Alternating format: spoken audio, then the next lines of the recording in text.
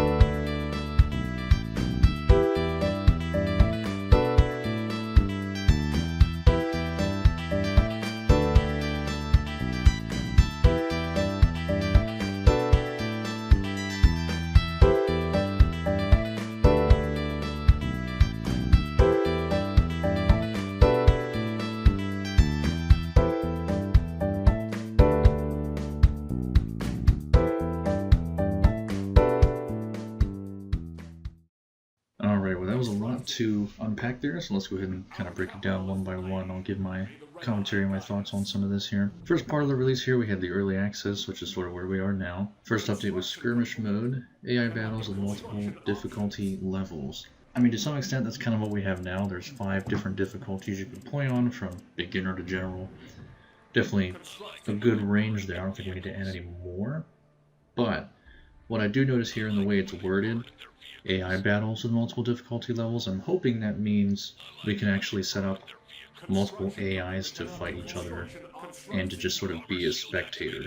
I'm hoping what that means is we can actually watch AIs fight each other in real time without having to be in the game. Because the way that it's kind of set up currently, once you are defeated, you can't really spectate anything, you can't see what other AIs are doing, you can't see what other players are doing. I think that observer mode is going to come in and fix this, but I don't want to get too far ahead of myself here. So I'm hoping this means that if I want to set up 2 general AIs with different settings, like if I want one general AI to be really aggressive, and then another general AI to be really defensive, or some other mix of play styles, to be able to see how those play against each other would be a really neat feature. And for anybody who wants to get into this kind of a game and understand strategy, general play mechanics, being able to watch AIs fight each other on different levels and different styles would be incredibly helpful. So that being said, we'll move on to kind of the next part here, looking at multiplayer. So we currently do have it up to 6 players. I've played matches with 4 players, I haven't gone up to 6 yet. I'm definitely excited for a full release of the game, more people to be on, more games to be found. So not much else to really say there. Of course, they have this ranked mode, 1v1, that they've put in there. Again, something we've seen currently. So again, I hope they keep that. I think it's important to have a distinction between your casual in-room lobbies versus your actual ranked game where the stats are recorded. That's definitely a good breakdown to have. I would hope to see in the future maybe some ranked mode like ranked 2v2 or ranked 3v3 even. I think people who want to play this game regularly and want to actually be a duo team, for example, would be a neat feature to include for ranked. So we'll go ahead and move on down the list here. We've got tutorial missions, which I've played through maybe half of them so far. I think as we moved on the list here, I'm hoping that we'll see a whole kind of campaign. It looks like they plan on developing a campaign, so we'll get into that later. They're saying they currently have refined gameplay with balanced improvements from pro player feedback. Now this gets my curiosity up a little bit. I'm wondering what they mean by pro player feedback, because obviously there's no pro player scene on Red Chaos yet, so I can only assume pro player feedback refers to people who played previous RTS games. Now that being said, the pro players being picked from different games is going to have a huge impact on how this one develops. Like, I understand that it's a similar overlapping game style, but like the way you play Command & Conquer, even like the way you play Generals versus Tiberium Wars versus Red Alert, like there were overlapping traits, but there were distinctions. For example, the Generals series, you could have as many super weapons as you wanted. The Tiberium Wars series, you can only have one at a time. I mean, that's a smaller sort of difference. Or you look at Generals and Red Alert, where you have the refinery depots. Once you've used them up, they're pretty much gone. Whereas Tiberium Wars, the fields grow back. so you could have more resource collection later after it's depleted. I mean, there were differences enough that it could change how you develop your game. So I'm curious if this means they're using pro player feedback from Command & Conquer games, or if they're using it from StarCraft games or Warcraft games.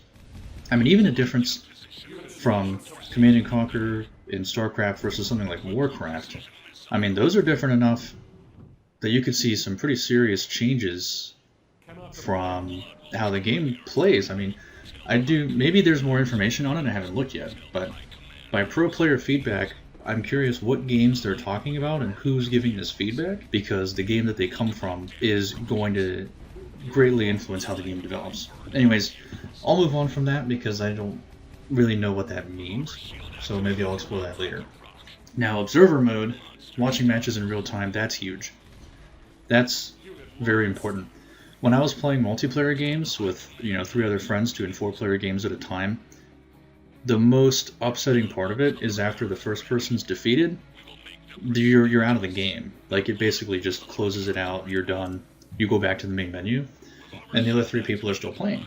So whether I was the first person defeated or the last person left in the game, I mean, it sucked for whoever lost in the first 1 or 2 fights, because now we're sitting there talking on Discord or whatever, everybody else is still playing and you're just kind of sitting there. I mean, this is a much needed improvement. We definitely need this observer mode, spectator mode, whatever you want to call it, to be available. One, because like I said earlier, from the AI battles, being able to watch AIs fight each other, I think could be extremely helpful. And then what we're saying now, when you play with actual people, being able to see people in observer mode, when you're playing with your friends, it's good to be able to still be involved somehow, see what your friends are doing. You're still part of the game in a sense. Alright, moving down here, we got 2 fully playable factions, Iron Hand or GRA. Currently 2 factions.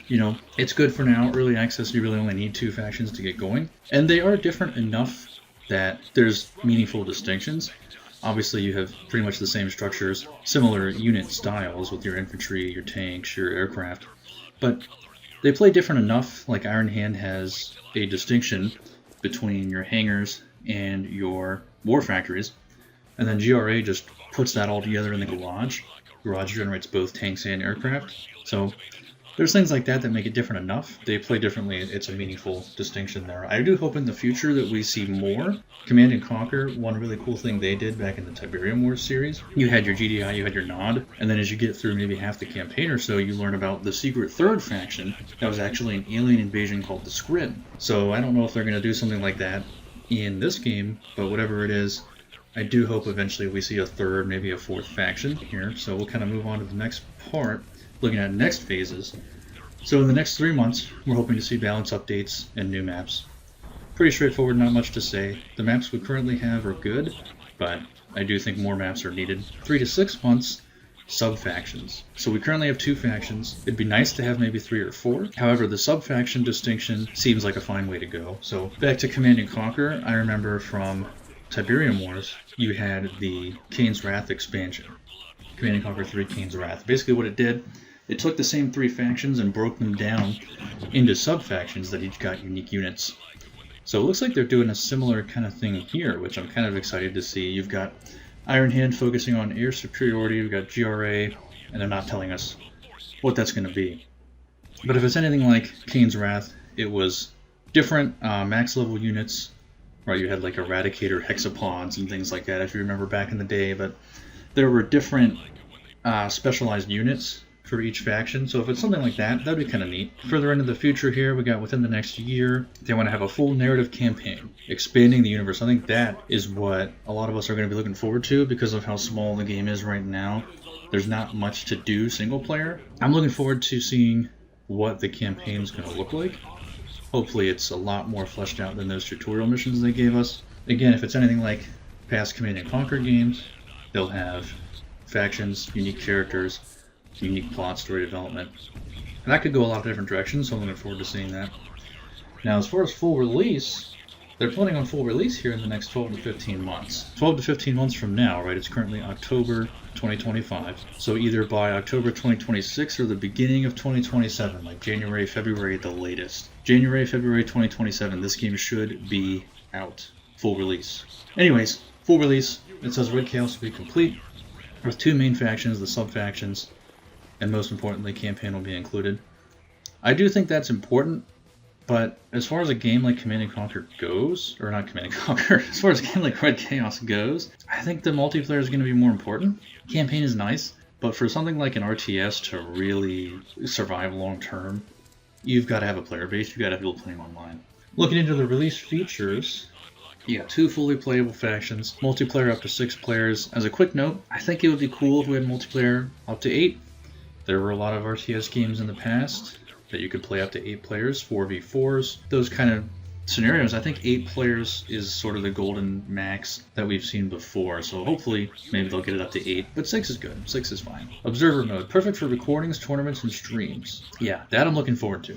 Anybody who was in the scene, Command & Conquer, StarCraft, Warcraft era, it was very important to have an observer, a spectator mode that you could actually go through, see what different people were doing in different times, talk over it. Made for good content, made for a developed understanding of the game. This is going to be the real important update, I think. A wide variety of maps and a full RTS campaign. That's kind of the overview for everything that we've seen so far. I'm excited to see how this game develops and where it's going to go from here. I hope all of you found this interesting and exciting as well, and hopefully we'll be back here soon with some new Red Chaos gameplay.